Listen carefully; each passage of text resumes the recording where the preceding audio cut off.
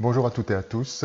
Aujourd'hui, donc, tuto numéro 4 sur le tableur Excel avec aujourd'hui donc la méthode pour faire un graphique en secteur simple qu'on appelle communément le camembert. Donc j'avais fait un tri lors des derniers TP, un tri ici par rapport au montant, un tri décroissant. Donc les meilleures ventes sont au début. Si par exemple je souhaite avoir une représentation graphique des 5 meilleurs produits, des produits les plus vendus, les 5 les plus vendus, mais je vais sélectionner les 5 produits avec les montants ici. Sauf que quand je sélectionne cette plage ici, ça me désélectionne celle-ci. Donc je reprends ma plage ici, 1, 2, 3, 4, 5. J'appuie sur la touche CTRL du clavier et je prends 1, 2, 3, 4, 5.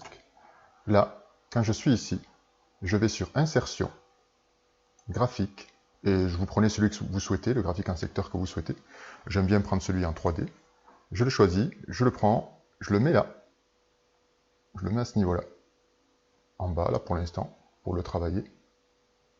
Voilà. Et je vais modifier le titre. Donc, on va dire qu'on était sur le mois, par exemple, de mars.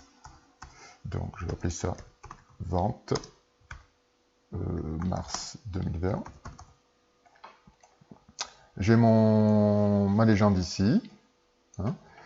Et puis, si je fais un petit plus ici, au niveau du plus, on me dit le titre est coché, c'est-à-dire qu'il a été mis. La légende aussi. Les étiquettes de données, non. Et si je sélectionne, on va me mettre les valeurs que j'avais sélectionnées quand j'ai construit mon graphique, les valeurs qui se trouvaient sur le tableau. Je peux également les modifier, si je veux, par exemple, un autre format. Je clique ici, et je vais sur Autre option. Et là, je peux enlever les valeurs, et mettre, par exemple, les pourcentages. Voilà. Donc là, j'ai ce style de graphique-là. Alors là, c'est pareil, les boucles d'oreilles. Si je sélectionne ici, si je sélectionne ma légende, si je fais un gras, ici, je vais les avoir en gras. Si je veux les avoir en plus petit, je les ai en plus petit. Si je veux les mettre comme ça, je les mets comme ça. Voilà.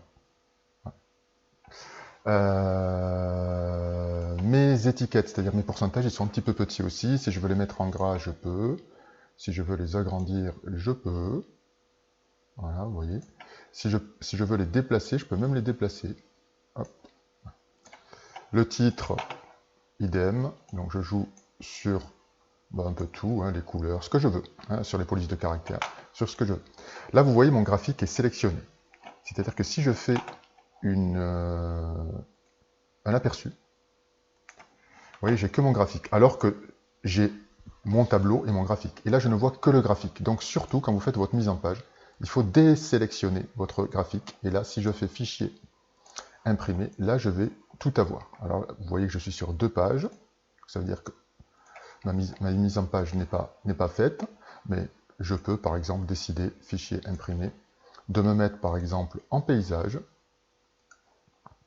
Voilà. Et en paysage, je suis toujours sur 2 pages, mais je vais jouer ensuite sur le graphique. Là, vous voyez la limite de la page en bas, elle est là.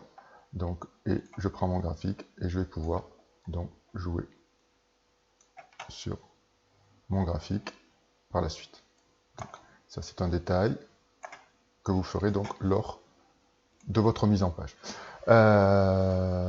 Donc voilà, la construction d'un graphique assez simple, surtout, là où il faut être très vigilant, c'est la sélection plutôt des bonnes données pour le graphique. Ensuite, c'est Excel donc, qui construit votre graphique pas à pas.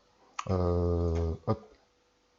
Également, ce que je peux vous montrer, si je fais un clic droit, vous avez donc différentes choses. Vous pouvez modifier le titre du graphique, vous pouvez le déplacer, le graphique, alors, par exemple, soit en tant qu'objet, soit sur une nouvelle feuille. Sur une nouvelle feuille, par exemple, qu'on appellerait graphique, je fais OK, et là, vous voyez, ça me crée une autre feuille. Donc, j'ai ma feuille avec mon tableau, et ma feuille avec mon graphique. Ça, c'est intéressant, et c'est peut-être un peu plus clair. Voilà. Merci à vous, et je vous retrouve pour le TP5 sur la recherche V et les menus déroulants. Bonne journée.